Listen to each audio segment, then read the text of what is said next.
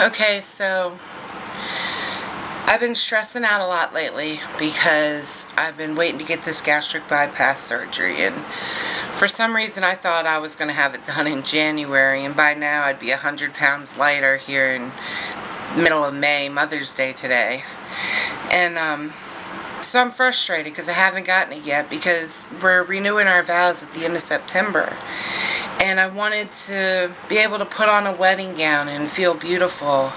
And I want to be able to, it's really important to me to walk down the aisle with Tommy and to stand at the front of the church and then to dance with my dad and with Tommy and with Christian. And I don't think I'm going to be able to do those things now. And I'm frustrated with the wedding because we have no budget now. Our bills are behind due. We're getting phone calls 20 times a day, and everything just seems to be going against it. But I'm trying to find the positive, and so we stopped at David's Bridal the last time we were out, and I went in just to see, if they would have gowns in my size, and of course they don't. And I don't even know what I'm going to do for a dress because I don't know how much I'll weigh then, because hopefully I'm going to have this surgery by Father's Day. So that still gives me a few months to quickly lose some weight. But anyway, I go to David's Bridal, and I'm bummed because they don't have any gowns in my size, but I see some women trying on gowns. And there's one group and a bunch of girlfriends, and they're laughing, and I'm sitting there thinking about the girlfriends that I could take with me and how much fun it would be. And then I see one young woman, and there's an older woman there fluffing up her veil, and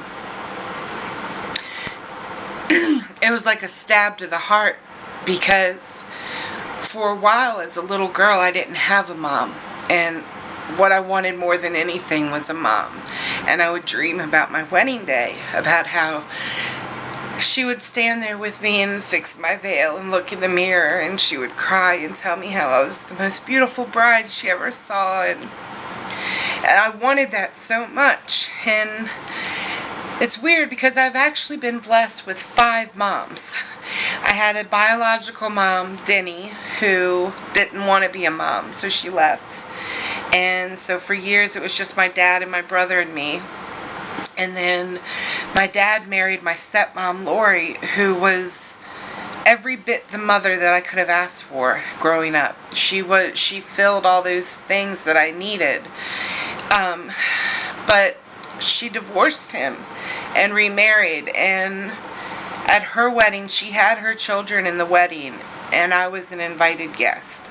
So I got the message whether she meant to send it or not. And then when I was a teenager, I had a foster mom, Lana, who I know would be proud to stand there with me and tell me I was beautiful. But she lives halfway across the country in Oklahoma.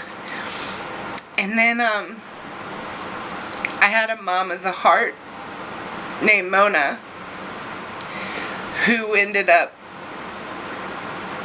betraying me and really hurting me.